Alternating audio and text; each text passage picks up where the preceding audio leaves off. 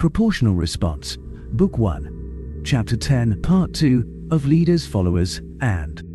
Inable stared at his computer screen, his hands quivering above the keyboard. The enormity of the personal faith Her Majesty was placing in him, and the personal friendship she was explicitly extending to him, clashed with everything else that had happened to him today. Fear for my life, then this building up by Her Majesty herself. What is that human phrase? Oh yes, emotional roller coaster. What is a roller coaster, anyway? I will have to do a search on that later. More words began to scroll across his screen. Where were we? Oh yes, she was telling me that her brother's reasons for refusing the throne were mostly none of my business, and she considered it a measure of the success of her reign that she didn't need to tell me those reasons, but that she is going to tell me the reasons that are relevant to our current endeavor. He felt pride at that, in being included in this secret and in the royal family's confidence, as he refocused on the conversation. One of the reasons my brother refused the crown is that he is not a leader. He doesn't want to be sitting on the throne directing others. Oh, don't get me wrong, and you can stop typing so I can explain. He is certainly not a follower. His psych tests prove that. Not that we really needed psych tests to tell us what any idiot can see after knowing him for all of 10 seconds. No, he is something else, something vanishingly rare amongst our kind. There is a long, boring technical word for it that the evaluators use, but I like the one the humans use for it better. He is a pathfinder. They get mistaken for leaders because the primary criteria we use to try and distinguish leaders from followers is the willingness to make decisions and to provide the motivation to make things happen. One of the differences between a leader and a pathfinder, though, is a pathfinder will rarely provide motivation outside of himself, where a leader mostly likes to motivate others to action. If you take a leader and send him off into the wilderness alone, he will only fare marginally better than would a follower to whom you did the same thing. My brother, though, he disappeared from the palace into the royal wilderness preserve for weeks at a time, taking nothing but what he could carry. He usually ducked his guards to do it and refused to wear a transponder. Father tried having one subdermally planted on him on the sly. He found it, dug it out, and promptly disappeared for 6 weeks. Oh, the fight they had when he got back. Father nearly had him put under house arrest, and I think the only reason he didn't is that Father believed him when he said that his response would be to renounce family, title, and rank. Good if Father tried such a thing.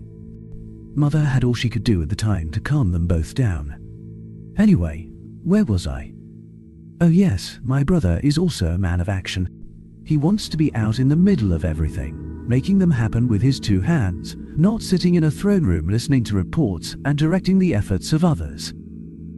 You know that he is a highly decorated soldier, of course. What you don't know is that he has turned down most of the medals and accolades I and the military command have tried to give him, and we haven't tried to give him half of what most soldiers who had done the things he has would receive. If I was to try hanging on him every decoration he has rightfully earned, there would be endless scandal about nepotism awards. So, I am sending you someone who can speak with my full authority and who can and has fought members of every species in this league to a standstill, including humans. He will help you, work with you, and protect you. He will have his personal guard with him, of course, and they are a group of men and women who are even scarier than the ones who I keep around me. He trains his guard himself. I will be speaking with my brother tonight and informing him that the time has come for him to join you. I won't, of course, actually refuse your resignation if you still insist, Enable, but I do hope you will hold that letter in check, at least until you know whether this will work out. You have done well for the Empire, my good man, and I would hate to lose you. If I must, I will allow you to retire with full honors, of course. A career like yours deserves some recognition. Still, I hope you will stay. He stared at the screen in awe. He was being asked by Her Majesty. Him, a little boy from an outflung colony who discovered he had the gift of gab, as his mother put it, and the monarch was all but begging him to stay. How can I refuse? I hear and obey, Your Majesty. I am ever a faithful subject of the Empire, and if my service is that vital, I can hardly… Cut the shit, Hannibal. I've told you not to stand on decorum when we are having these private chats, and I damned well mean it. By the way, I got that trait from my brother rubbing off on me. You try to use an honorific on him when you're in private, and he will probably tease you endlessly about it. That's if he doesn't get offended and make you wrestle him over it. You've been warned. Now, I need your enthusiastic consent here, not your willingness to follow your queen, despite your desire to dig a hole and close it in over you. My boy, we are stepping into the most magnificent change of our society in generations. Possibly the biggest thing since our own first FTL flight. We're going to be stepping off from taking a second-place role to the Zoltans, trying to mitigate their damage to ourselves and others the best we can, to taking on the leadership of League space. I need you in this, Hannibal, I truly do, but only if you feel that you can do it. Forces even greater and deeper than you know are moving into position around us, and there are undercurrents to all of this that even the humans and Zoltans haven't fathomed. I can feel it in my bones. I just wish I knew what they were. History is balanced on a knife edge, my friend, and could go either way. I need people with your competence and unshakable ethics. That you don't have the strength for it is okay. That is why I am sending you the only person in the galaxy I trust as solidly as I do my husband. Still, I need you acting because you are willing. I can't promise your safety, though I have done and will do all I can to ensure it. What I can promise you is a place in history.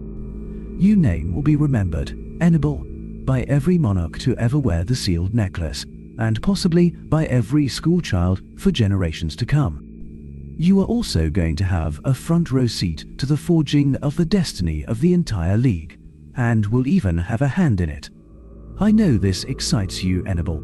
Wanting to make a difference is one of the things that brought you into the diplomatic corps. Well, here is your chance. Will you do it? Will you commit to it completely? Not out of obedience, but out of a desire to see the task done. He knew what she was doing, but that didn't make it any less effective.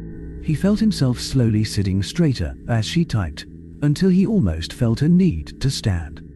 Part of him still wanted to run and hide, but he knew he'd go to the grave, regretting it if he did, and probably spend his eternity moaning about it to boot. Besides, if I run and all of this fails, I will never forgive myself. At least this way, if it all does go pear-shaped, I will know it wasn't because I didn't give it my all. Wait, pear-shaped?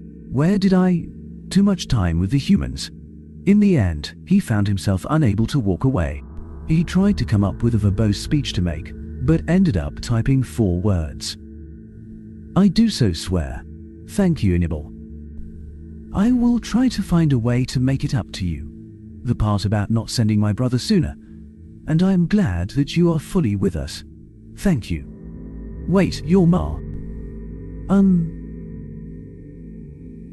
Elanya. If I may ask. I assume from your comments about sending him to me sooner, that you plan for Kalzor to be made Prime Minister. Hannibal, your ability to cut through everything and see to the heart of the matter should no longer surprise me. Whatever you do, don't tell him. I won't. I promise. Not until you tell me to, at least. I just hope he and I will get along. Oh, you will, I assure you. My brother is better at getting along with people than me. All this authority has made me crotchety in my old age. Besides, I like you, and he and I tend to have similar tastes in people. Is there anything else you'd like to know, now that you have actually managed to use my real name and found it that it won't break your fingers? Hey now. Good, willing to push back a little. I may even get you to cuss me someday. Expect my brother by the end of the week. He will come in quietly, then arrange his official arrival with you while he is there. Expect the pomp and ceremony to happen in about a month, but I will leave the timing to the two of you. No doubt you'll find a way to make it useful. Now, I'm afraid I've indulged myself with you for as long as I can, my good friend. Until next time. Farewell, my friend." The screen abruptly switched back, and he almost felt ashamed to see his mostly written letter on the screen. He hastily moved to delete it, but couldn't quite make himself do it. "I will try. I will. I just hope I am worthy of the faith that has been placed in me."